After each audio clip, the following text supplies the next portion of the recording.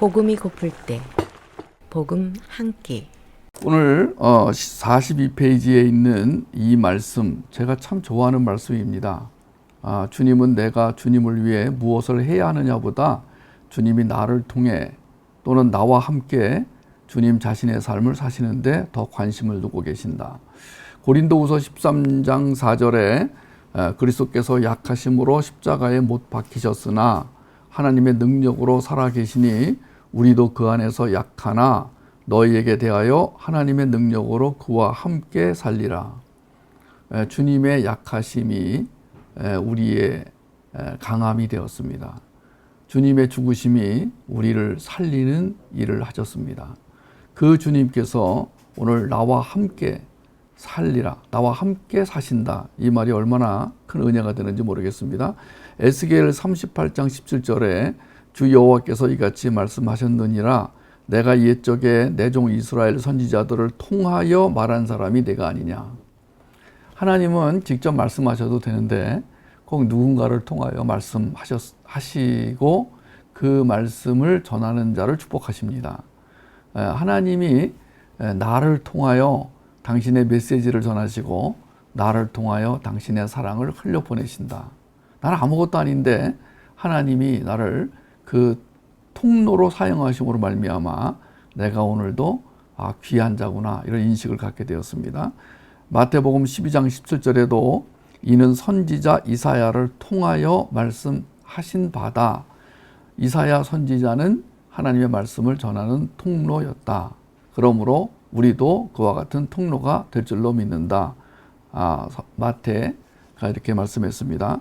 사무엘 하에 보면은 23장 2절에 여호와의 영이 나를 통하여 말씀하시며 그의 말씀이 내 혀에 있도다. 여호와의 영이 나를 통하여 말씀하신다는 것을 사무엘이 고백하고 있습니다. 자, 여호와의 말씀이 나를 통해 흘러가고 있다는 것을 인식하는 사람이 얼마나 복된 사람입니까? 우리가 이 땅에 와서 다 똑같이 사는 것 같지만 그렇지 않습니다. 이 땅에 살아가는 모든 사람들이 다 똑같은 그런 종류의 사람이 아닙니다. 우리는 구별된 사람이고 선택받은 사람이고 또 하나님이 우리를 통해 말씀하시는 하나님의 통로로 사는 사람이라는 것, 이것이 오늘 우리를 역동적으로 살게 합니다. 사도행전 5장 12절에 보니까 사도들의 손을 통하여 민간의 표적과 기사가 많이 나타났더라. 사도들, 제자들, 선지자들, 예언자들, 우리는 바로 그런 기름 부음을 받은 자라고 했잖아요. 너희는 왕 같은 제사장이요 그랬잖아요. 우리가 지금 이 땅에서 왕으로 삽니다. 선지자로 삽니다. 제사장으로 삽니다. 제자로 삽니다. 청지기로 삽니다. 신부로 삽니다.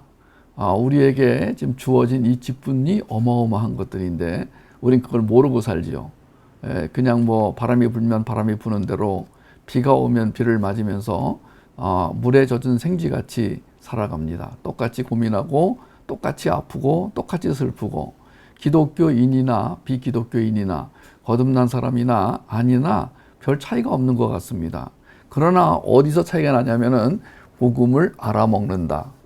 여러분, 복음을 알아먹는 게 얼마나 귀한 건지 아세요? 복음을 알아먹기 때문에 그 복음을 들으러 나오는 게 얼마나 귀한 일인지 아세요?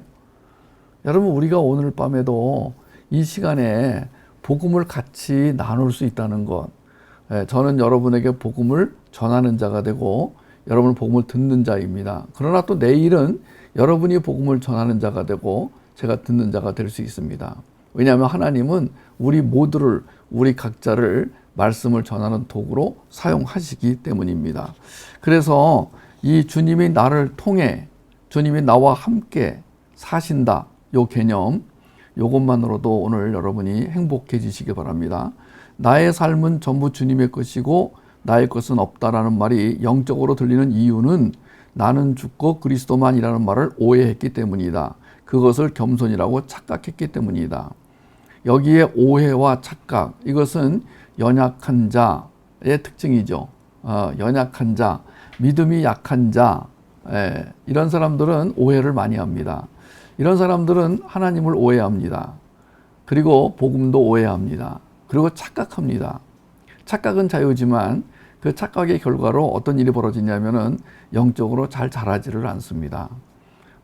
제가 보면은 어떤 꽃은요, 이렇게 물만 줘도 잘 자라는 꽃이 있는데 어떤 꽃은 잘 안 자라는 꽃이 있어요. 답답하죠? 그리고 금방 시들고. 여러분, 우리가 하나님이라는 화단에서 하나의 꽃으로 자랍니다. 참 이름 없이 빛도 없이 그렇게 하나의 풀이라고 할지라도 그 풀이 얼마나 예쁘고 멋진지를 여러분 잘 아실 것입니다. 그런데 그 풀이며 꽃이며 나무, 하나님께서 우리에게 생명력을 주셔서 그 나무가 잘 자라게 하시고 꽃이 피게 하십니다. 그래서 우리는 그 하나님이 주시는 그 생수, 그 생명력이 그리워서 안 나갈 수가 없습니다. 복음을 먹는 자리에 안 나올 수가 없습니다. 여러분이 귀하신 거예요. 오늘 이 복음을 먹으러 오신 여러분이 귀하신 거예요. 여러분이 복음을 알아먹는 거, 이거는요, 여러분 이 땅의 모든 사람들이 복음을 못 알아먹기 때문에 그렇게 슬프게 살고 괴롭게 살고 절망하며 사는 거잖아요.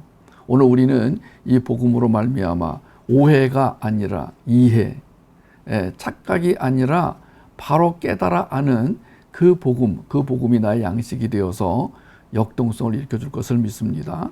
자, 겸손. 겸손이 뭐냐? 진짜 겸손은 나를 통해 주님이 일하시도록 마음으로 허용하는 일이다. 겸손한 자. 성경에는 겸손이라는 말이 굉장히 많이 나옵니다. 겸손이 하나님의 속성입니다.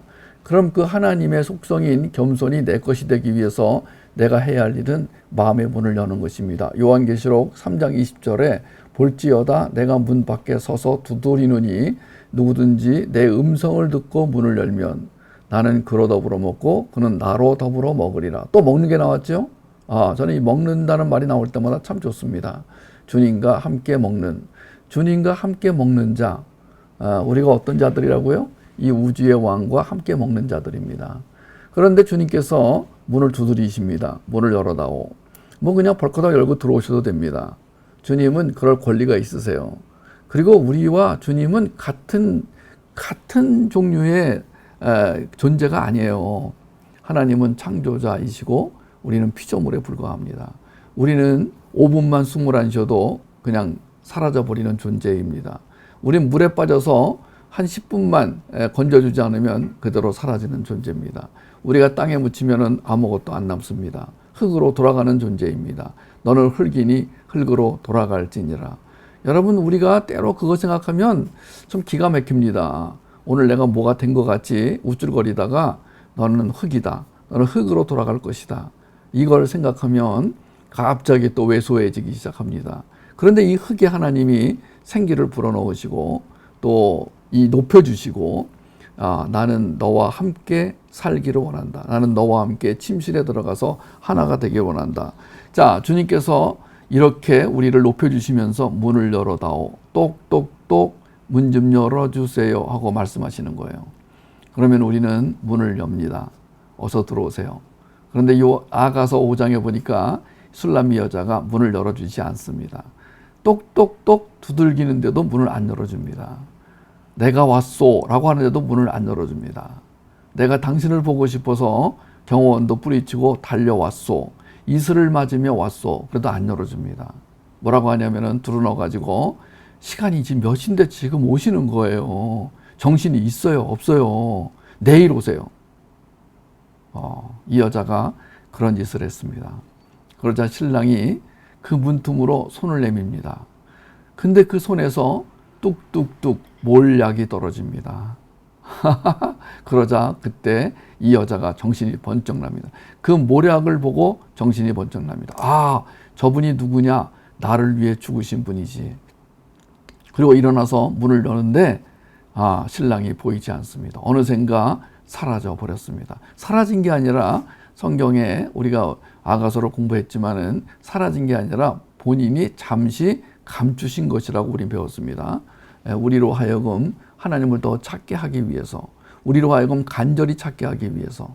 그래서 이 신부가 그 신랑을 찾아 밖으로 나갑니다. 나가서 몹쓸 당하는 모습을 우리가 아가서 5장에서 봤습니다. 주님이 우리에게 마음을 두드리십니다. 오늘도 여러분은 그 두드림의 그 음성을 듣고 나오신 거예요. 오늘도 필라델피아 복음변증학교를 하는데 얼마나 많은 분들이 그 복음변증을 보면서 신중하게 복음변증을 듣고 그 다음에 저에게 피드백을 보내주셨는데 필라델피아의 안수경 사모님이 그 피드백을 보내주셨는데 믿지 못하겠어요. 저는 정말이요? 어떤 분은 이 복음 변증을 듣고 너무 좋았다는 거예요. 자기가 지금까지 그 들은 것 중에서 최고로 좋았다는 거예요. 세상에. 정말이요? 근데 그런 그분들이 뭐 거짓말 할 리는 없고 저는 이 복음 변증 자료를 준비하기 위해서 오늘도 컴퓨터를 바꾸고 그리고 그 컴퓨터를 가지고 자료를 찾아갖고 와서 우리 어린이들과 부모들에게 이 하나님의 복음, 하나님의 말씀, 하나님의 생수, 이 생명력을 전할 생각을 하니 너무너무 기쁜 거예요. 하나님께서 계속해서 내 마음을 두드리시면서 내가 들어가서 너와 함께 있어도 되겠니? 그러면요. 무슨 말씀을 그렇게 하세요? 그냥 문 열어놓을 테니까 언제든지 들어오세요. 아니야. 나는 네가 열어주기 전까지는 안 들어가. 여러분, 이 허용이라는 것은 이건 대등한 관계에서나 쓰는 단어예요. 여러분, 우리가 누구에게 허용한다라고 할 때는 서로 대등한 관계에서 이게 쓰여지는 단어라니까요. 대등하지 않은 관계에서는요, 허용이라는 말을 쓸 수가 없어요. 그냥 가져오면 되고 들어가면 되고 그냥 말하면 돼요. 근데 하나님이 우리를 얼마나 높여주시는지 같은 레벨에 올려놓으시고 내가 문을 두드릴 테니까 문을 열어줬으면 좋겠다. 진짜 겸손은 그렇게 주님이 들어오셔서 나와 하나가 되시고 나와 함께 나를 통해서 주님의 일을 하시는 거예요. 그러도록 허용해 드리는 겁니다. 그러면은 나의 재능과 은사를 이용해서 하나님은 하나님의 나라를 만들어 가세요. 이것이 기독교의 비밀이라고 그랬습니다. 둘이면서 하나, 하나이면서 둘. 이 하나님의 나라에 대해서 우리가 많이 좀 공부를 해야 됩니다.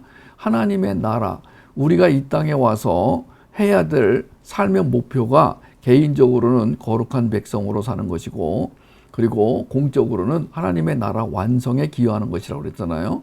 그러면은 이 거룩한 백성이 어떤 삶인가, 뭐가 거룩한 백성인가 이것도 알아야 되지만은 하나님의 나라는 뭔가.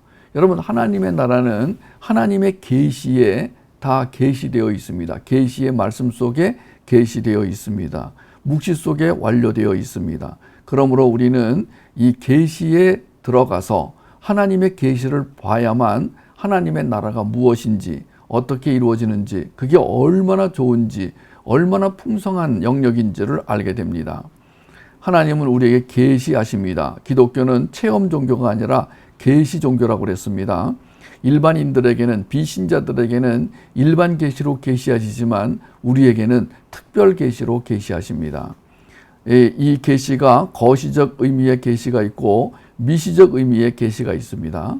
하나님의 그 나라라고 하는 이 거대한 하나님이 통치하시는 모든 영역, 모든 그 부분에 걸쳐서 하나님이 통치하시도록 우리가 그 이 땅의 모든 영역을 보이는 영역과 보이지 않는 영역을 하나님이 통치하시도록 우리가 하나님의 도구로 쓰임받아 하나님의 통로로 쓰임받아 산다고 할 때 이게 얼마나 어마어마한 일인지 오늘 여러분과 저에게 느껴지기를 바라고 알아지기를 바라고 이해되기를 바라고 그래서 우리가 정말 오늘 밤 너무 그 은혜와 사랑에 감격하여 하나님의 부르심이 얼마나 어마어마한지를 깨닫게 되어 오늘 밤 정말 너무 좋아서 잠이 안 올 정도로 그렇게 그 기쁨이 충만하기를 원합니다.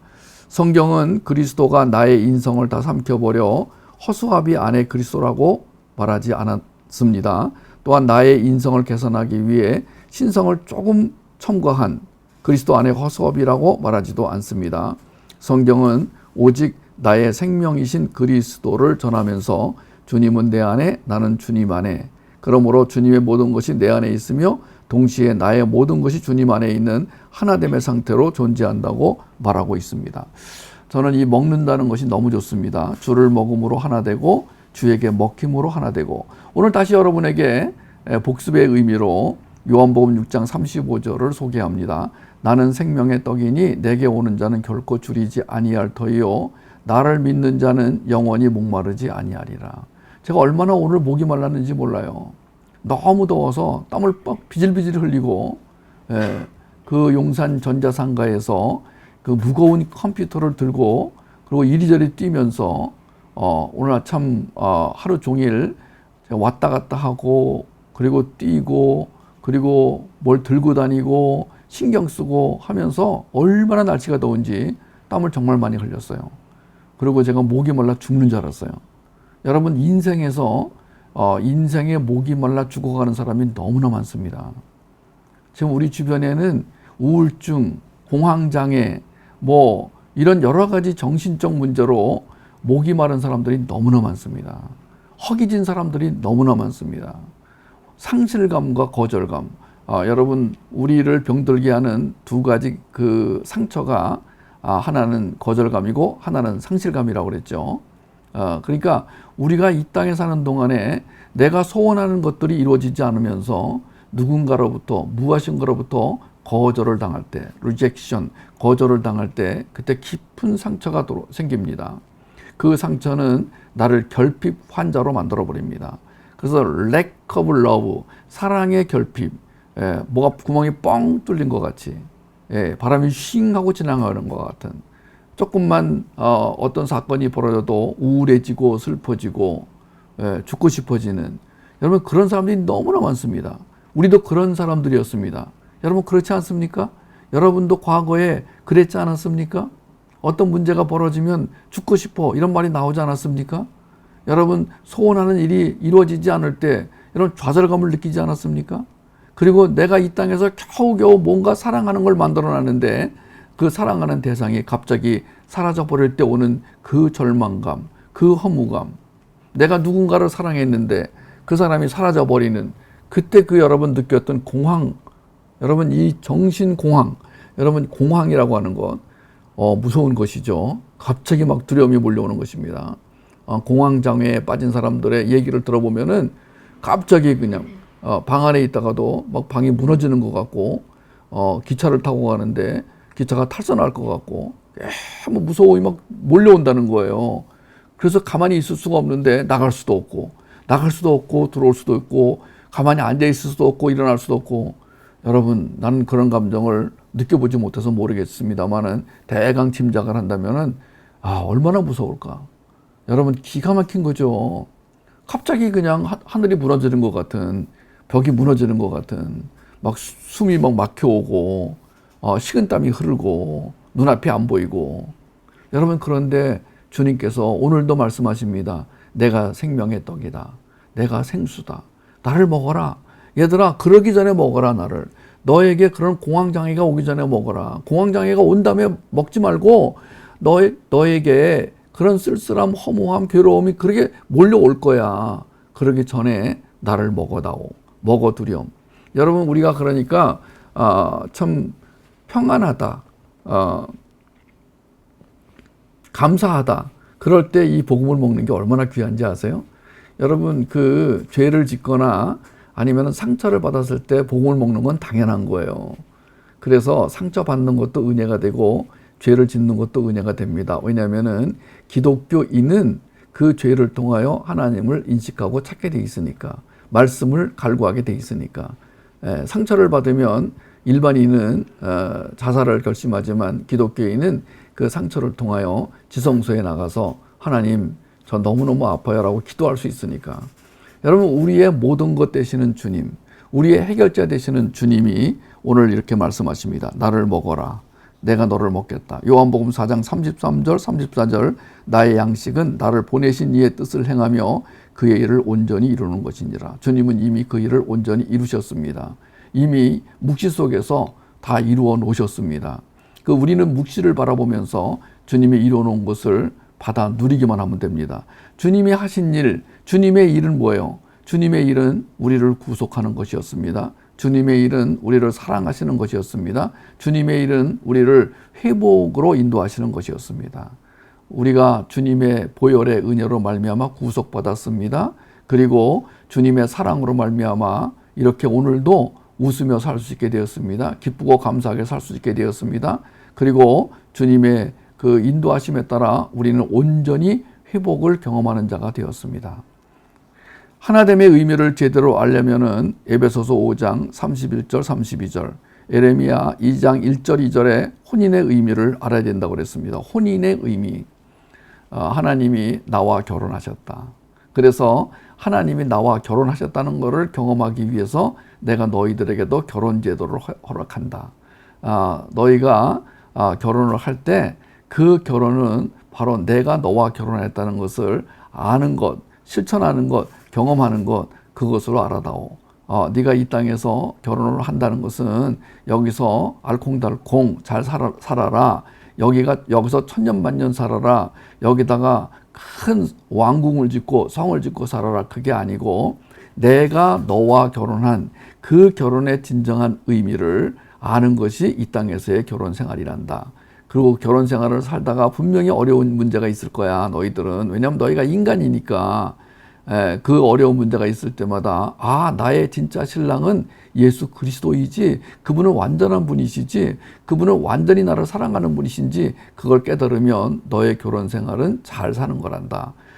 저는 이 주님께서 우리에게 이 혼인의 의미를 알려주신 것 감사하고, 요한복음 15장 5절, 아가서 2장 16절, 아가서 6장 3절, 아가서 7장 10절을 중심으로 창세기 3장 21절에 나오는 가족 옷의 의미를 알려주신 것을 감사합니다. 누군가가 죽어서 피를 흘려야 너는 옷을 입을 수 있단다. 네가 입은 옷은 그냥 옷이 아니야. 그것은 의의 옷이야. 영광의 옷이야. 너는 그 옷을 입고 이제 내 잔치에 들어올 거야. 너는 내가 주는 옷을 입은 자야. 그 옷을 언제나 인식하고 그 옷이 더러워지면 빨고, 그리고 그 옷을 자랑하렴. 너희가 너의 신분을 무엇로 규정할 것인가 고민이 될 때 그 옷을 바라보면서 나는 예수 그리스도의 피로 피를 흘려서 만들어진 이 의의 옷을 입은 자다. 주님께서 나에게 옷을 입혀주셨다. 나를 옷으로 덮어주셨다. 생수로 채워주셨다. 사랑으로 채워주셨다. 은혜로 채워주셨다. 이런 개념들을 잊지 말고 살기를 바란다. 저는 이런 말씀을 오늘 듣습니다. 요한복음 17장 22절에서 26절을 보면 하나됨의 의미가 온전함을 이루게 하는 것이지 어떤 것을 파괴하거나 말살하는 것이 아니다. 우리가 가진 것들을 파괴하는 것이 목적이 아니시고 하나님은 하나님의 것으로 온전히 채워주시는 게 목적입니다. 하나님의 것으로 온전히 채워지면 나의 것은 사라지게 되는 것이죠. 먼저 하나님의 것으로 채워줘야 나의 것이 사라지게 됩니다. 나의 것을 사라지게 한 다음에 채우는 것이 아니라 주님의 것으로 먼저 채우는 것입니다. 내게 주신 영광을 내가 그들에게 주었사오니 이는 우리가 하나가 된 것 같이 그들도 하나가 되게 하려 함이니이다. 곧 내가 그들 안에 있고 아버지께서 내 안에 계시어 그들로 온전함을 이루어 하나가 되게 하려 함은 아버지께서 나를 보내신 것과 또 나를 사랑하심 같이 그들도 사랑하신 것을 세상으로 알게 하려 함이로소이다. 아버지여, 내게 주신 자도 나 있는 곳에 나와 함께 있어 아버지께서 창세 전부터 나를 사랑하심으로 내게 주신 나의 영광을 그들로 보게 하시기를 원하옵나이다.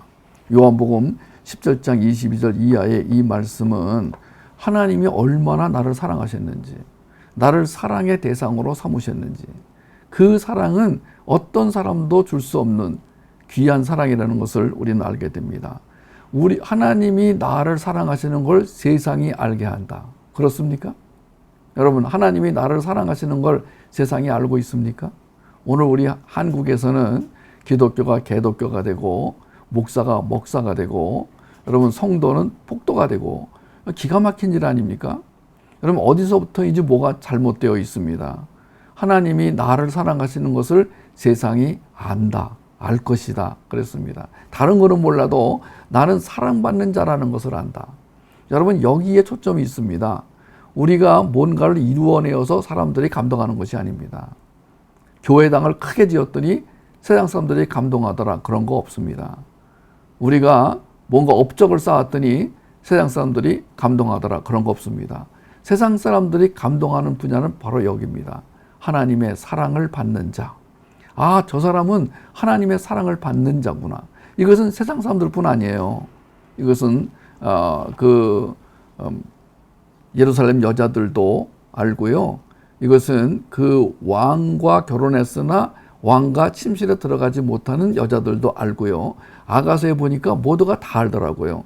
아가서 7장에 들어가니까 이 제3의 사람들이, 제3지대에 있는 사람들이 이 신부를 칭찬하는데 그게 바로 과거에 옛날에 신랑이 칭찬했던 내용이에요. 그게 바로 신부가 신랑을 묘사했던 내용이에요. 그거를 그 주변에 있는 사람들이 다 자기 입으로 지금 똑같은 묘사를 하고 있습니다. 여러분, 우리가 무엇으로 당당해집니까? 하나님의 사랑을 받는 자라는 것, 그것으로 당당해집니다. 저는 때로 제 스스로가 참 미약하다, 부족하다, 어리석다, 위선적이다, 추악하다, 이런 생각이 들 때가 있어요. 얼마나 있냐고요? 굉장히 많이 있어요. 자주 있어요. 어떤 때는 제가 이 말씀을 전하지 못할 만큼 꽉 막힐 때가 있어요. 은혜의 통로가 막힐 때가 있어요. 아, 내가 왜 말씀을 전한다고 했지? 왜 내가 이 말씀, 이 복음 한 끼를 먹인다고 했지? 자격이 없는데. 그럴 때마다 다시 하나님의 사랑이 부음받으면서 아니야, 그건 내 힘으로 하는 게 아니야. 내가 하나님의 말씀을 전하는 게 내가 잘나서가 아니야. 주님이 나를 콜링하셨기 때문에, 나를 부르셨기 때문에, 나를 그런 자로 세우셨기 때문에 내가 한 거라고는 주님이 그렇게 문을 열어달라고 할 때 열어드린 것밖에 없어. 예, 그때 나는 문을 열어드릴 수밖에 없었어요. 내가 문을 연 것도 잘나서 그런 게 아니에요. 열어드릴 수밖에 없는 상황이었어요. 내가 알고 봤더니 내가 문을 열어드리게 된 그 상황은 나에게서 가장 힘든 시기였어요. 너무너무 어렵고 힘든 시기. 그때는 내가 문을 열지 않으면 안 되는 시기였어요.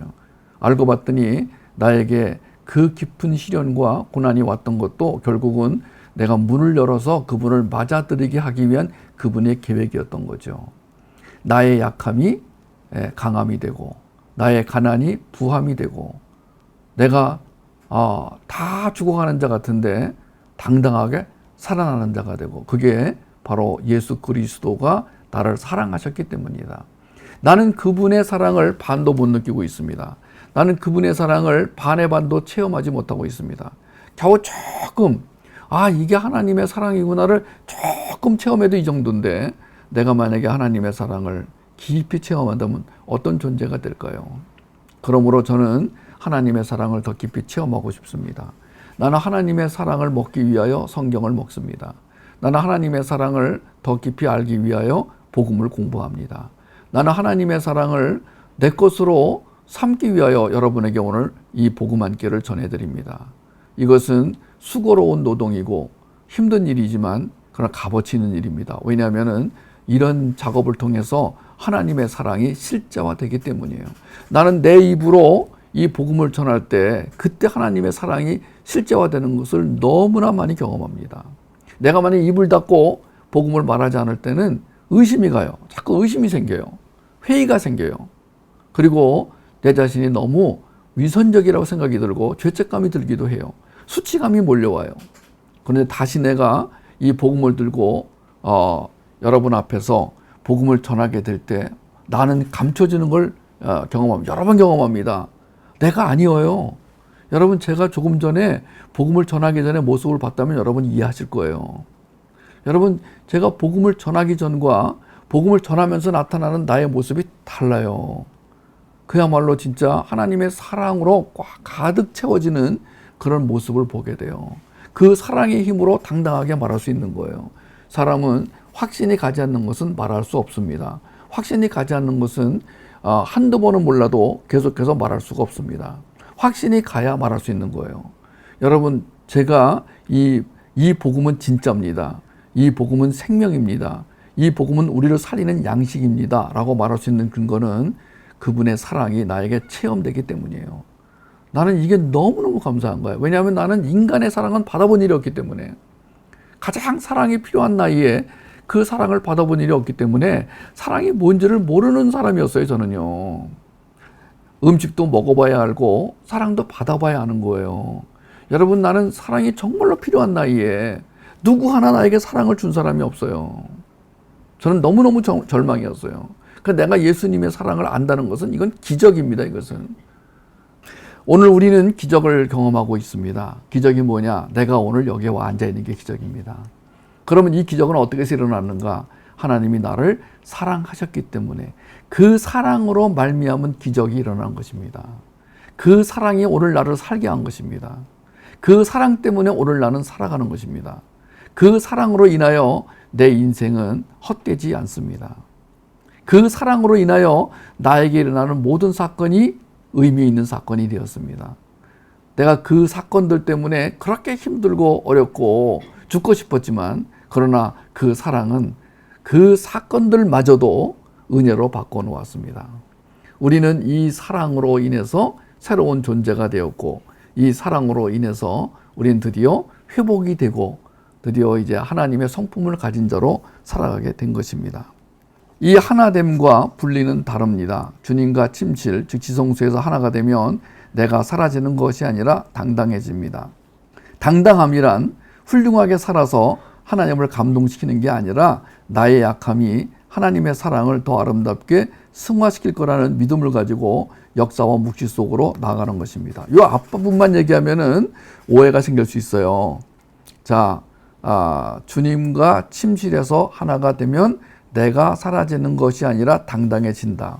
사실은 많은 기독교인들이 여기까지만 듣고 우쭐하고 교만하고 지가 못된 것처럼 마치 그 예수님을 태우고 가는 나귀가 사람들이 막 환호하니까 지가 잘나서 칭찬받는 것처럼 우쭐거리는. 여러분 어떤 동화에 그런 게 있어요. 왕을 태우고 가던 그 나귀가 있었는데 노새인가 낙인가 하여튼 뭐 말 종류인데 근데 이 왕을 태우고 가는데 사람들이 막 왕이야 그리고 환호하고 막 박수치고 막 노래 부르고 그러니까 이 노새가 자기한테 그러는 줄 알고 벌떡 일어나서 네, 나 여기 있어 그러다가 이제 왕이 떨어져 가지고 이 노새가 죽임을 당했다. 이런 아주 슬픈 이야기가 있는데 착각하지 마시기 바랍니다. 오해와 착각은 연약한 사람들이 즐겨 먹는 메뉴입니다. 우리는 오해도 하지 않고 착각도 하지 않습니다. 우리는 그저 주님이 나를 사랑하셨기 때문에 나는 그 사랑으로 산다는 것과 내가 그 사랑을 충만히 받아 사랑이 필요한 곳으로 그 사랑을 흘려보내는 삶을 살고 싶다. 그게 하나님의 나라예요. 하나님의 나라의 본질이 사랑이에요. 사람들은 근데 사랑이라고 생각하지 않아요. 힘이라고 생각해요. 파워, 권력, 돈의 힘 이런 거라고 생각해요. 그래서 우리가 돈을 많이 벌어서 하나님께 헌금을 많이 하면 하나님이 기뻐할 것이다. 그렇지 않습니다. 기독교인이 숫자가 많아져 가지고 힘으로 밀어붙이면 하나님이 기뻐하실 것이다. 그렇지 않습니다. 여러분, 저는 여러분들이 복음을 그냥 먹지만 마시고 예수님의 사랑으로 가득 찬 자로서 예수님의 그 복음으로 인해 양육되어지는 분이 되기 바랍니다. 양육이 되어져야 비로소 복음의 체계가 잡히고 회복으로 인해 인격이 온전해지며 그리고 세상 정신에 속아 넘어가지 않는 그리고 문화를 통해서 하나님을 변증할 수 있는 자로 서게 된다는 것입니다. 아가서 1장 4절에서 6절 우리가 배운 바지만 한번 다시 읽어보겠습니다. 왕이 나를 그의 방으로 이끌어 들이시니 너는 나를 인도하라. 우리가 너를 따라 달려가리라. 우리가 너로 말미암아 기뻐하며 즐거워하니 네 사랑이 포도주보다 진함이라. 내가 비록 거무나 아름다우니 계달의 장목 같을지라도 솔로몬의 휘장 같구나. 왕이여 나를 왕의 방으로 이끌어 들이시니 왕이여 나를 인도해 주십시오. 우리가 당신을 따라 달려가겠습니다. 우리가 당신으로 말미암아 기뻐하며 즐거워하니 당신의 사랑이 포도주보다 진함임입니다. 내가 비록 거무나 아름다우니 계달의 장목 같을지라도 솔로몬의 휘장 같아질 것입니다. 여러분 이렇게 당당할 수가 있습니까? 아니 이 여자가 아가새 보니까 못생겼어요. 물론 이제 그 본질은 얼마나 뭐 미녀 축에 속하는지 모르겠습니다만은 이 여자의 고백으로 말미암은 파악해 보면은 못생겼어요. 피부도 거칠어요. 그리고 자기의 그 외모가 계달의 장막처럼 너덜거리고 있어요. 아니 세상에 자기를 이렇게 표현하는 사람이 어디 있어요. 그래도 웬만해야지 계달의 장막에 비유하다니 이렇게 자존감이 낮은 사람이 어디 있습니까? 그런데 이 여자가 이렇게 외칩니다. 내가 당신 때문에 당신과 함께 달려가겠습니다. 과거에는 내가 걸어갈 힘도 없는 여자예요. 저는요, 힘이 없어요. 저한테 뭐라고 그러지 마세요. 예, 제 이름도 부르지 마세요. 저는요, 아무것도 못해요. 내가 이 정도만 해도 다행인 걸로 아세요. 왜 자꾸 귀찮게 하세요? 이러지 않고 이 술람미 여자는 당당하게 외칩니다. 그래요. 내가 비록 세상 사람들은 나를 보고 이 너덜너덜한 계달의 장막 같은 여자요 라고 말합니다. 네가 맨날 그렇게 포도원에서 일만 하니까 너는 이렇게 피부도 거칠고 볼 것이 없지, 무식하지. 그러나 이 여자는 그 왕의 사랑을 받자 왕의 사랑의 힘으로 말미암아 그 입에서 당당한 말이 외쳐나옵니다. 내가 왕과 함께 침실로 들어간다. 침실로 들어갈 수 있는 자는 나밖에 없다. 내가 그 왕과 함께 저 들판을 달려가리라. 왕이여, 당신도 그 사슴처럼 멋지게 나를 향해 달려오세요. 여러분, 이게 아가서의 핵심 내용입니다. 우리가 그런 존재들이에요. 그래서 이 땅에서 많이 발표해야 돼요. 이 땅에서 잘 나가면 안 돼요. 이 땅에서 뭐가 잘 되잖아요. 그럼 지 잘난 맛에 산다니까요. 근데 우리는 이 땅에서 발표해야 돼요. 근데 왜 발표느냐? 기독교인이라서 발표해야 돼요. 다른 이유로 발표하면 안 됩니다. 우리가 복음을 가진 자이기 때문에 발표해야 됩니다. 하나님의 사랑을 받은 자이기 때문에 발표해야 됩니다. 아이러니컬하죠? 아까 우리가 하나님의 사랑을 받으면 세상 사람들이 안다 그랬잖아요. 저 사람은 지금 하나님의 사랑을 받는 자네. 그래 놓고 밟는다는 거예요. 여러분, 이 세상 사람들은 하나님의 사랑을 받는 자로 알고 집 밟는다는 거예요. 그게 세상의 원리라는 거예요. 요한복음에서 예수님이 그랬어요. 사람들이 너를 미워할 거야. 왜? 나를 싫어하니까. 왜 싫어해요? 왜 싫어합니까? 하나님 말씀이 와서 들리는 게 아니에요. 하나님 말씀에 분노가 일어나는 그 원인이 있어요. 여러분, 사람들이 하나님 말씀에 분노하는 이유가 있다니까요. 여러분, 우리는 하나님 말씀을 들으면 분노가 일어나는 것이 아니라 너무 고맙고 감사해서 눈물이 난다니까요. 하나님의 복음을 들으면서 눈물이 난다니까. 이 눈물은 이건 감사의 눈물이고 기쁨의 눈물이라니까요. 그런데 세상 사람들은 분노가 일어난다니까요. 여러분, 여기서 딱 갈라지는 거야. 여러분, 하나님의 사랑을 받은 자와 하나님의 사랑을 받은 자를 짓밟는 자로 나눠진다니까요. 이게 기독교인이 가야 할 길이에요. 근데 오늘날 이게 웬일입니까? 많은 목사님들이 여러분, 우리가 하나님의 능력을 받아 세상에서 머리가 되고 꼬리가 되지 맙시다. 우리는 사람들 앞에 칭찬을 듣는 사람이 됩시다. 아니, 사람들이 짓밟는다고 그랬는데 무슨 칭찬을 해요? 여러분, 우리가 세상에 근심 걱정거리가 되지 말고 우리가 세상 사람들에게 잘났다는 인식을 받는 그런 사람들이 됩시다. 그런 교회가 됩시다. 여러분, 복음은 그렇게 말하지 않습니다. 우리가 무엇으로 살아요? 사랑으로 삽니다. 세상 사람들이 우리를 뭐라고 말해도 이 사랑의 힘이 워낙 위대하고 크기 때문에 그 사랑을 느끼고 받고 체험하는 유일한 방법이 복음을 먹는 거예요. 복음을 먹을 때 그 복음이 사랑으로 바뀌는 거예요. 화학작용이 일어나는 것처럼 하나님의 사랑은 복음, 계시의 말씀인 복음을 통해서 우리에게 실제화되는 거예요. 그게 아가서에 나오는 여자의 당당한 모습입니다. 바울도 이렇게 말했습니다. 내가 무명한 자 같으나 유명한 자여, 죽은 자 같으나 보라 우리가 살아있고, 징계를 받는 자 같으나 죽임을 당하지 아니하고, 근심하는 자 같으나 항상 기뻐하고, 가난한 자 같으나 많은 사람을 부유하게 하는 자니라. 제가 애송하는 말씀인데 여러분에게도 이 말씀이 오늘 암송이 되어지고 애송하는 말씀이기를 바랍니다. 그래요. 무명해요. 전 유명해지고 싶어서 안달이 났었어요. 지금도 그래요. 어느 한쪽에서는요, 나 좀 유명한 사람으로 살고 싶어. 내가 책을 쓰고 강의를 하고, 여러분, 이런 모든 일들이 은근히 뭘 기대하고 있냐면은 유명해지기를. 저는 신문기자가 당장 취재하러 올 걸로 기대하고 있었어요. 어떻게 그런 책을 쓰세요? 여러분, 은근히 내 안에 뭐가 있느냐면은요, 유명한 자로 살고 싶은 거야. 근데 사도 바울이 뭐라 그랬어요? 무명한 자다. 사도 바울이 무명하다면 나는 더 무명해야 돼요. 왜냐면 그 당시에 사도 바울은 서울대 정도가 아니에요. 이거는요, 최고 학부를 나오고 최고 가문에 속하고 최고 엘리트의 어떤 이 바울이 뭐라 그래요? 나는 무명한 자다. 왜? 예수 때문에 나는 무명한 자가 되었다. 그런데 세상에서는 내가 무명한 자 같지만 나는 그렇지 않다. 예수 그리스도로 말미암아 유명한 자가 되었다. 예수 그리스도 안에서 유명한 자가 되었다가 더 많네요. 예수 그리스도 안에서 유명한 자가 되었다. 우리는 뭘 원해요? 예수 그리스도 밖에서 유명한 자가 되기를 원해요. 우리는 세상 사람들에게 인정받기를 원해요. 우리는 뭘 이루어내가지고 세상 사람들에게 박수를 받기를 원해요. 그러나 성경은, 복음은 그렇지 않아요. 너는 세상 사람들에게는 짓밟힘을 당할 것이고, 복음 안에 들어갔을 때, 예수 안에 들어갔을 때 거기서 유명한 자가 될 거야. 죽은 자 같으나 보라, 우리가 살아있어요. 우리가 죽은 자 같지 않아요 지금? 무슨 힘이 있어요 우리가요? 에? 아무 힘이 없잖아요. 그런데 살아있는 자예요. 징계를 받는 자 같으나 죽임을 당하지 아니하고. 징계를 왜 받아요? 아니 무슨 예수 믿고 왜 저래? 저 사람은 예수를 저렇게 잘 믿는데 왜 저거밖에 못 살아? 제가 한 15년 동안 친척도 안 만나고 아무도 안 만났던 이유는 뭐냐? 그 소리 듣기 싫어가지고. 특히 나는 친척들이 거의 다 예수를 안 믿는 사람들이고 내가 교회 나가는 거를 싫어하는 사람들이기 때문에 그 말을 꼭 할 것 같았어요. 너 어디 사니? 봉천동이요. 그래?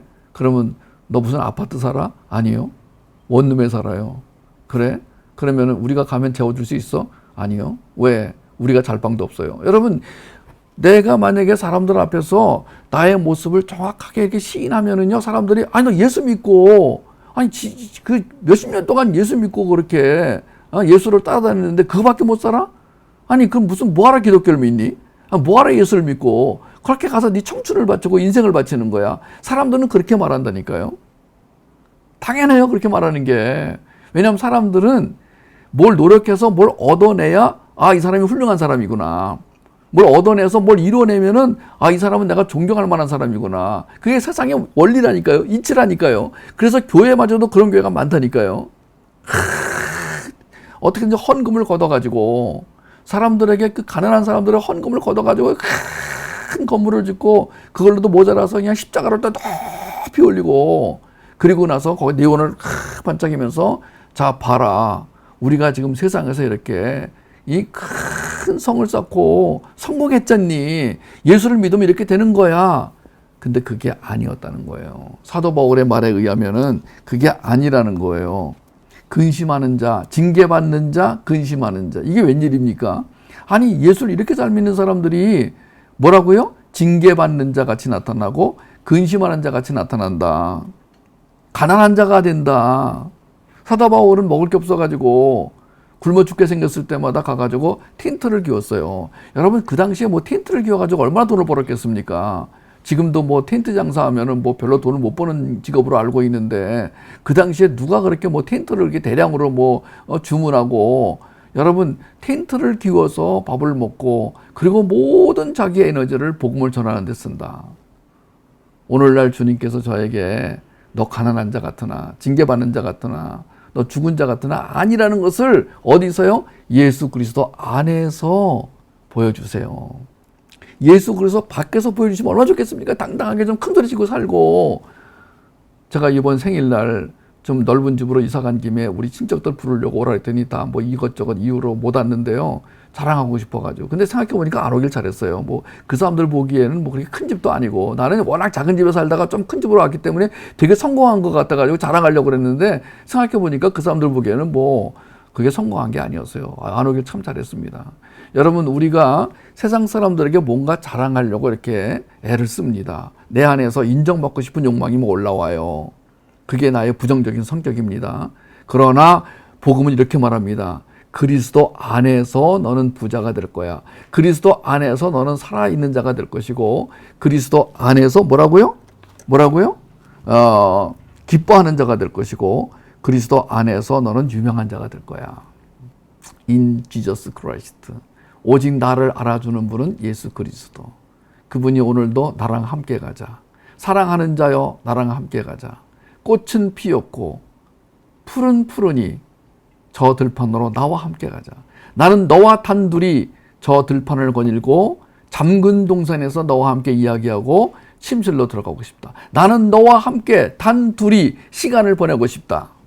그런데 주님, 죄송합니다. 주님과 있는 시간이 지루할 수가 없습니다. 주님과 있는 시간이 참 너무 힘들고 어렵고 재미가 없습니다. 저는 좀 잠시 나갔다 오겠습니다. 어디를 가니? 나랑 함께 있자니까. 나랑 함께 이 들판을 거닐고 이 동산을 거닐고 침실로 들어가서 시간을 보내자. 사랑하는 이여, 나와 함께 있어주지 않겠니? 죄송합니다. 잠시만 갔다 오겠습니다. 여러분, 이게 우리 모습 아니에요? 여러분, 이 잠근 동산 푸른 벌판이 어디예요? 여러분, 그게 무슨 예배당 아니에요. 오해하지 마세요. 우리가 예배당 안에 있다고 해서 이게 되는 게 아니에요. 예배당은 예배당입니다. 여러분, 어디나 주님과 연합된 곳이면 이런 삶을 살 수 있는 거예요. 주님의 사랑을 받을 수 있는 곳이면 그런 삶을 사는 거예요. 근데 우리가 주님의 사랑을 받고 주님과 연합하면 사람들이 싫어한다는 거예요. 세상 사람들이 싫어한다는 거예요. 배가 아파 싫어하고 뭔가 이렇게 그 사람들 안에서 시기심이 일어나고 질투가 일어나가지고 싫어한다는 거예요. 여러분, 그러나 우리가 그들에게 끝까지 주님의 사랑으로 인내하며 다가가서 그들을 안아줄 수 있을 때, 그들이 나를 거부하고 나를 거절하고 나를 욕하고 손가락질해도 내가 그의 사랑으로 그분들을 안아줄 수 있으면 나는 그게 성공한 거예요. 근데 그게 안 돼요. 그게요. 나를 싫어하면 나도 싫어하고, 나에게 욕하면 난 더 큰 욕을 하고. 예, 여러분, 아직도 이거밖에 안 되는 건 뭐냐면 내가 주님의 사랑으로 덜 채워졌기 때문에, 주님의 복음을 덜 먹었기 때문에. 그래서 오늘 저는 여러분에게 감사하는 이유가 뭐냐, 여러분에게 복음을 전하기 위해서 내가 오늘 복음을 먹고 나온 거예요. 저는 이 여러분을 위해서 똑같은 복음을 2번 먹고 3번 먹고 4번 먹고 5번 먹고, 여러분, 그게 저에게 축복이에요. 여러분들은 이 복음을 1번 먹고 그냥 집에 가시죠? 저는요, 여러분에게 복음을 전하기 위해서 똑같은 복음을 2번, 3번, 4번, 5번 보면서 먹으면서 씹으면서 소가 되새김질 하듯이, 주여, 이게 무슨 뜻입니까? 주여, 이 말씀이 지금 뭐 여기에 무슨 비밀이 담겨 있는 거예요? 그러다가 그 비밀을 발견하는 순간 그 사랑이 확 다가오는 거예요. 내가 너를 사랑한다. 딱 한마디, I love you. 내가 너를 사랑한다. That's it. That's okay. 예. 우리가 뭘 더 바라겠습니까? 여러분, 제가 뭐 이 땅에서 얼마나 더 살겠습니까? 저를 죽였다가 살리시는 하나님, 저를 가난한 자로 만드셨다가 부자로 만드시는 하나님, 저를 무명한 자로 만드셨다가 그리스도 안에서 유명한 자가 되게 하신 하나님, 여러분에게 저는 유명한 자가 되었습니다. 제가 복음을 전하기 때문에 여러분은 저를 아는 거예요. 이게 유명한 거 아니에요? 유명, 있을 유자에다가 이름 명자입니다. 여러분, 저를 알게 되신 거 아니에요. 제가 여러분에게 복음 한 끼를 먹여드림으로 말미암아 이 안에서 저는 유명한 자가 되었어요. 할렐루야, 감사합니다. 예, 셰프 피터, 오늘 그 일간신문, 어떤 일간신문 보니까 목포에서 주목왕, 주목 1순위였대요. 그 사람 싸움을 너무 잘해가지고 저 갱들끼리 싸우면은 이 사람이 맨 앞에 서서 치고 나갔대요. 이게 주먹으로 싸울 때 이게 위험한 게 뭐냐면 뭐 하나 잘못 맞으면은 이제 병신되는 거예요. 그런데 이 사람이 너무 싸움을 잘해가지고 목포에서 유명한 사람이었어요. 그래서 감옥도 갔다 오고. 근데 이 사람이 사귀는 여자가 있었는데 그 여자를 만나러 가니까 내가 깡패 새끼와 안 만나겠다. 깡패 새끼와, 신문에는 XX라고 했는데 저는 분명히 그게 새끼라고 읽었어요. 깡패 새끼와 다시는 안 만나겠다. 이 말에 충격받아가지고 이 남자가 이제 건달 세계에서 나오죠. 나와가지고 이제 그 뭐예요? 이거 격투기 선수가 됩니다. 그래서 24전 24승 격투기 선수로 이제 이름을 날리고 그 세계에서 이제 유명해지려고 했는데 일본에 가가지고 원정 가가지고 한 방에 KO 당해서 쓰러집니다.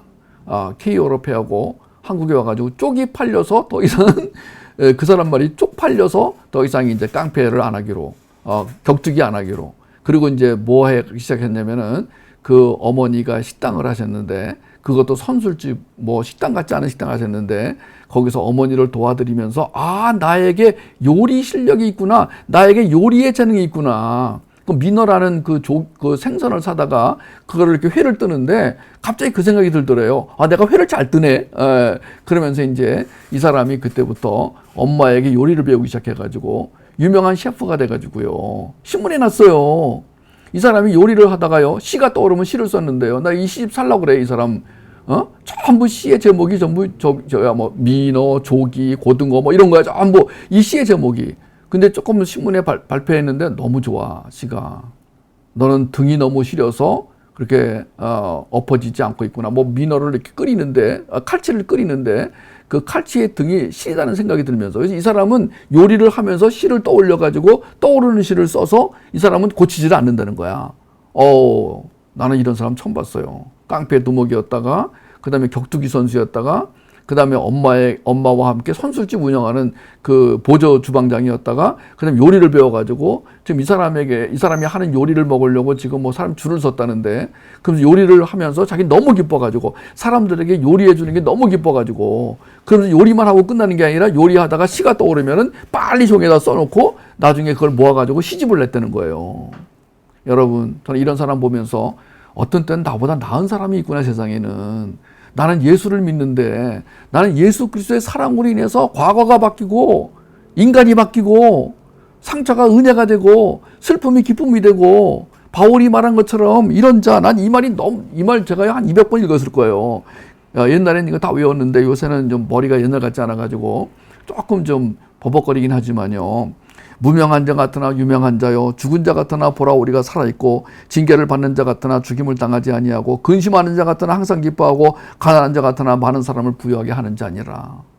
제가 아마 그동안에 뭐 공부하다가 이거 아마 여러분에게 들려드렸을 거예요. 왜냐하면 이게 제 가슴에 와닿는 말이기 때문에. 오늘 우리가 나누는 복음의 말씀 중에서 주님은 나를 통해 일하신다. 주님은 나에게 바라시는 것이 아무것도 없다. 그냥 너를 빌려다오. 나와 하나가 되어다오. 빌려다오보다도 나와 하나가 되어다오. 내가 문을 두드릴 테니까 문을 열어만 다오. 그러면 내가 들어가서 이제 너와 먹고 하나가 되겠다. 문을 열기만 하면 된다, 너는. 들어오세요. 웰컴. 그러면은 그분이 들어오셔서 나와 하나가 되어 먹고 자는 관계가 되게 해주겠다. 아유, 싫어요. 왜냐하면 주님이 누군지 모르기 때문에. 그 사랑을 경험한 바가 없기 때문에 지루하고 지겹고 힘들고 또 해요. 또 들어요. 아니야, 어저께 들었는데 왜 또 들어요? 난 들어도 모르겠어요. 안 들을래요. 그 사랑이 뭔지 모르기 때문에. 여러분, 이 사랑을 가지고 당당하게 나가면서 이 고백이 우리 안에 있길 바랍니다. 바울의 고백이. 만약 나의 삶은 없다면 천직을 통해, 양육을 통해 부르심의 삶을 사는 것도 무의미해질 것입니다. 부르심. 그래요. 하나님의 부르심이 없었다면 우린 여기에 있지도 않았어요. 갈라디아 1장 6절, 그리스도의 은혜로 너희를 부르신 이를 이같이 속기 떠나 다른 복음 따르는 것을 이상하게 여기노라. 네, 지금도 그런 사람들이 있어요. 주님이 부르신 것이 확실한데 다른 복음을 따라가요. 제대로 된 복음을 못 알아먹어요.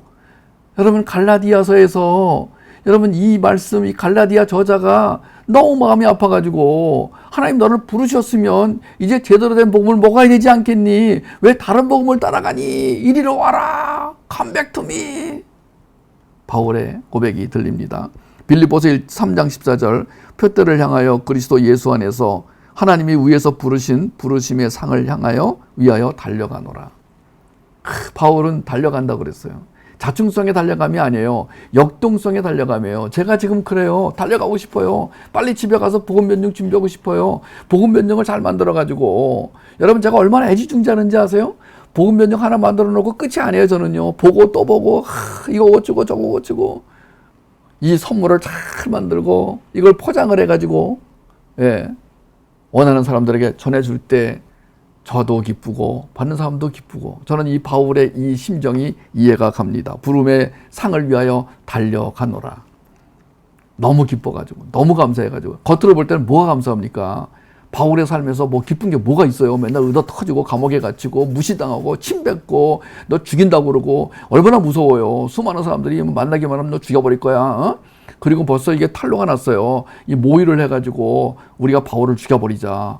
그러면서 벌써 몇 명이 벌써 모여가지고 이 바울을 죽이려는 모의가 발각이 나가지고 바울이 밤에 그냥 두레박 타고 도망가고 뭐 밧줄 타고 도망가고 여러분, 이런 삶을 산다는 것은 이건 상상을 초월하는 삶이거든요. 근데 그 안에서 바울이 막 기쁨이 넘쳐가지고 그 로마 감옥에서 그 편지를 쓰면서 말이죠. 내 안에 있는 이 기쁨을 누구도 막을 수가 없다. 여러분, 그게 진짜 기독교인의 삶이라면, 그게 정말이라면은, 저게 정말 보통의 평범한 기독교인의 삶이라면 why not? 왜 우리가 그 삶을 왜 누리지 못하고 왜 여전히 우리는 이렇게 어두운 데서 헤매고 있나? 왜 우리는 이렇게 정신이 온전하지 못하여 맨날 머리가 아프고 어지럽고 왜 고뇌하며 살아야 되는가? 저는 바울에게 주신 이 기쁨을 누리고 싶습니다. 그리고 그것을 여러분과 함께 누리고 싶습니다. 함께 공유하고 싶습니다. 우리가 만약에 한 지체로 이것을 누린다면 수백 배가 될 것입니다. 혼자서 누리는 기쁨과 소망보다 같이 누린다면요, 거기에 막 그냥 이게 몇 배가 돼가지고, 여러분, 그게 진정한 공동체인 거예요. 그 공동체를 하나님이 지금 만들어 주고 계시는 거예요. 오늘 들어오신 여러분들은 지금 각자가 사는 곳은 다르지만 이게 지금 21세기형 공동체라니까요. 이게 지금 우리가 SNS로 만나는 공동체라니까요. 이런 공동체는 지금까지 없었어요, 지금요. 그러니까 지금 몇몇 목사님들이 당황하시는 거예요, 지금. SNS 시대에 맞는 공동체를 만들어 가라고 주님이 말씀하시는데, 아니야, SNS는 아니야, 온라인은 틀렸어. 우리가 같이 모여서, 한 장소에 모여서 같이 밥을 먹고 같이 살을 부대껴야 돼. 그런데 주님이, 그러지 않아도 된다, 지금은. 얘들아, 지금은 코로나가 유행하고 지금 뭐 이렇게 이게 미디어가 발달했는데 굳이 그럴 필요가 있니? 각자 있는 곳에 살아도 얼마든지 이 복음의 능력은 한 장소에 모이지 않아도 복음으로 하나가 될 수 있단다, 얘들아. 제가 지금 마이크에 대고 복음을 전하고 지금 화면에 대해서, 화면 지금 가짜 아니에요, 지금 이거 화면. 근데 가짜가 진짜 같고, 여러분, 여기에 있는 우리 모두가 사는 곳은 다르고 있는 곳은 다르고 처한 곳은 달라도 복음으로 하나가 되는 거 여러분 느끼지 못하세요? 제가 지금 전한 이 복음으로 우리가 지금 하나가 되고 있다는 생각이 안 드세요? 마지막 읽고 마치겠습니다. 42페이지 마지막 부분. 나의 삶은 주님의 것이지 나의 것은 없다라고 생각한다면 주님이 모든 것을 하시니까 난 아무것도 하지 않을 거야로 가기 쉽습니다. 이것이 바로 수동성과 항상성이고 수능형과 할 수 없어형입니다. 이런 사고방식을 가지고 살아간다면 주님과 연합할 때 일어나는 역동성을 죽을 때까지 경험할 수 없을 것입니다. 로마서 1장 17절에 복음에는 하나님의 의가 나타나서 믿음으로 믿음에 이르게 하나니 기록된 바 오직 의인은 믿음으로 말미암아 살리라 함과 같으니라. 주님과 연합할 때, 주님의 복음을 먹을 때, 주님과 하나 될 때, 주님과 동역할 때 다 똑같은 개념입니다. 그럴 때 우리는 이 먹은 복음, 주님이 먹여주시는 이 복음으로 말미암아 우리는 정말 큰 믿음을 가지고 나가게 되는 것입니다. 이 어려운 때에 여러분, 이 지금 얼마나 살기 어려운 거예요, 지금. 얼마나 절망입니까? 얼마나 어둡고 지금 태풍까지 몰려온대요, 지금. 두렵지 않으십니까? 지금 지구의 기온이 올라간대요, 지금. 우리 애들이 지금 우리 나이 될 때쯤 되면은요, 북극의 얼음이 녹아가지고 지금 뭐 뉴욕이 물에 잠긴대요, 지금. 인천이 없어진대요, 지금요. 그리고 지금 뭐가 일어날지 모른대, 지금. 문제는 뭐냐면 미래 전문가들도 지금 뭐가 일어날지 모른다는 거야. 그러나 뭐가 몰려오든 어떤 그 어둠이 짙게 깔리든 간에 그 안에서 우리는 이 복음으로 말미암아, 믿음으로 말미암아 살리라 함과 같은 이 고백이, 우리보다 더 어두운 시대를 살았던 사람들의 입에서 나왔던 그 고백이 우리 입에서도 나올 줄 믿습니다. 로마서 4장 20절, 아브라함은 믿음이 없어 하나님의 약속을 의심하지 않고 믿음으로 견고해져서 하나님께 영광을 돌리며 약속하신 그것을 능히 이루실 줄을 확신하였으니, 사실은 이게 아니에요. 그 확신은 하나님이 주신 확신이에요. 근데 하나님이 아브라함 봐라, 여러분, 하나님이 만들어 놓으시고는 얘 좀 봐라, 이렇게 말씀하시는 거예요. 그런 하나님이세요. 다 그분이 만들어 놓으시고는요, 얘 너무 훌륭하지 않니? 얘 좀 봐라. 그때 아브라함이 그럴 거예요. 저는 아무것도 한 게 없는데요. 아니야, 넌 많이 했어. 너 훌륭해. 이런 하나님, 그의 사랑을 받아 우리가 기적처럼 또 하루를 살고 또 하루를 살다가 그 기적이 현실인 세상으로 들어가게 되는 것입니다. 마태복음 13장 44절, 천국은 밭에 감추인 보화와 같이 사람의 일을 발견한 후 숨겨두고 기뻐하며 돌아가서 자기의 소유를 다 팔아 그 밭을 사느니라. 이제 마지막 제가 오늘 여러분에게 역동성의 모델로 이 마태복음 13장 44절을 전해드리고 오늘 복음 한 끼, 복음 식당 문을 닫습니다. 여러분, 역동성이 뭐냐? 이 사람이 지나가다가 뭐 반짝이는 걸 봤어요. 가가지고 이렇게 파봤더니 거기에 보화가 숨겨져 있더라는 거야. 그 보화가 뭔지 모르지만 그게 뭐 인삼이었는지 산삼이었는지 금덩어리였는지 모르지만 이 사람이 이 보화라고 생각한 거야, 그거를. 주인은 그게 아마 보화라고 생각 안 했었겠죠. 왜냐하면 이 사람 눈에 띌 정도면 주인이 못 받겠어요? 여러분 잘 기억하세요. 주인이 모르는 금을 캔 게 아니에요. 주님이 무시한 금을 캔 거야, 이 사람은 지금. 이 사람에게는 그게 보화로 보인 거야. 주인에게는 보화가 아니었어요. 왜냐면은요, 이 사람이 지나가다 봤다니까요. 뭐 기준기로 밭을 다 파봤더니 나온 게 아니라니까요. 지나가다가 뭐가 번쩍하길래 가봤더니 그게 보화였다는 거예요. 이 사람이 주인한테 가가지고 저 밭을 팔아라 그랬더니 눈치를 채고 이놈이 실력 없는 놈인데 눈치는 빨라가지고 값을 높게 부르더라는 거야. 이 사람이 생각해 보니까 그 밭을 사기 위해서는 자기가 지금 가지고 있는 모든 걸 다 팔아야 되는 거야, 지금.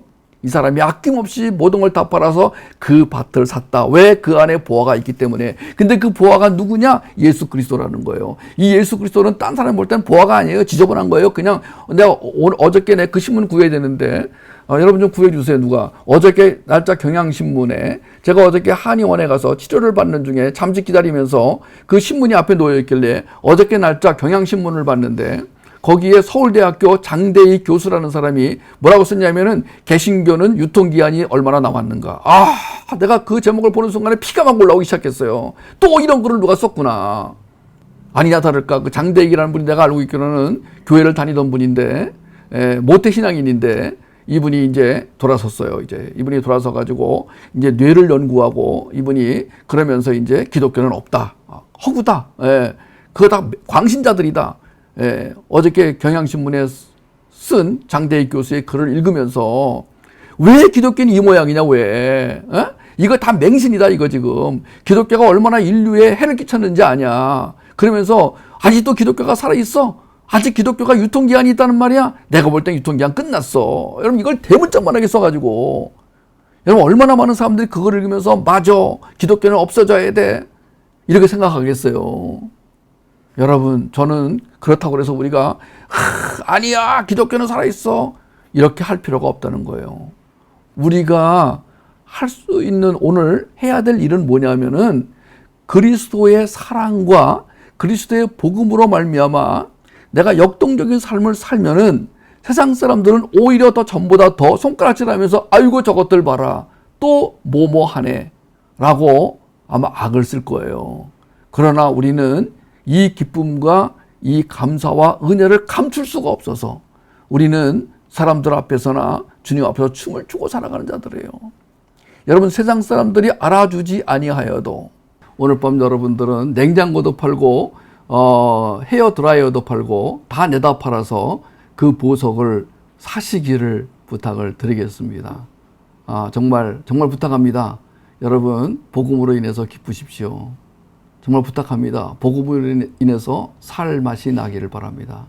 복음으로 인해서 마음속에 깊은 평강이 막 우러나오고 복음으로 인해서 막 감사가 막 나오고 복음으로 인해서 주의 사랑이 경험되어지기를 바랍니다.